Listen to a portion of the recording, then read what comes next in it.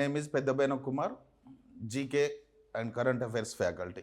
ఈరోజు ఒక ప్రముఖమైనటువంటి పత్రికలలో వచ్చినటువంటి కరెంట్ అఫైర్స్ బిట్టును చూస్తే, సో ప్రభుత్వ ఆధ్వర్యంలో తొలి బీటీ పత్తి వంగడం అనేటువంటిది పేపర్లో రావడం జరిగింది.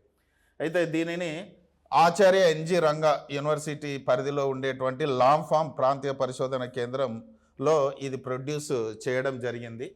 అయితే దీనికి ఏమని పేరు పెట్టిందారు అంటే లామ్ BG22208 ఆదిత్య BG2 అనేటువంటి పేరును ఈ వంగడానికి పెట్టడం జరిగింది.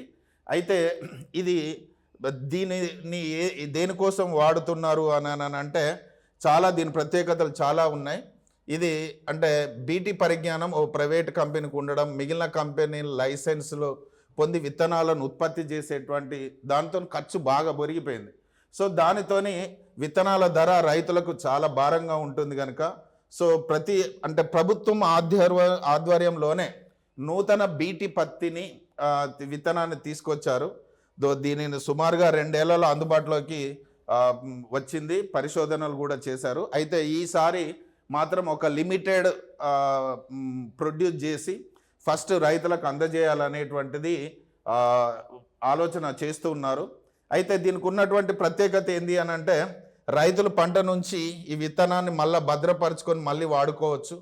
సో ఇది చాలా తక్కువ ధరను కలిగి ఉంటుంది. సో దీన్ని రూపొందించినటువంటి వ్యక్తిగా ప్రముఖ శాస్త్రవేత్త ఎవరు అని అంటే డాక్టర్ చాపరా రాణి.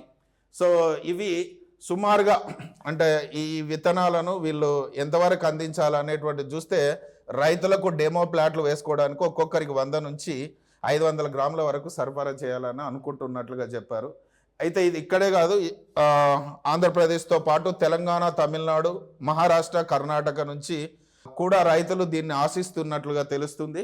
హెక్టారుకు 32 నుంచి 35 క్వింటాల దిగుబడి రావడం, కాయ బరువు, దూది పొడవు చాలా అద్భుతంగా ఉంటుంది అని దీనికి అందుకే డిమాండ్ ఎక్కువగా ఉందని, మళ్ళీ అంతేకాకుండా రసాన్ని పీల్చేటువంటి పురుగుల నుంచి కూడా ఇది భద్రతను కలిగి ఉంటుందని చెప్పేసి సైంటిస్టులు చెప్తున్నారు. సో ప్రభుత్వ ఆధ్వర్యంలో మొట్టమొదటి తొలి బీటీ పత్తి వంగడము పేరేంటి అని అంటే ఇది గుర్తుపెట్టుకోవాలి. సో అదేంటిదంటే లామ్ BG22208.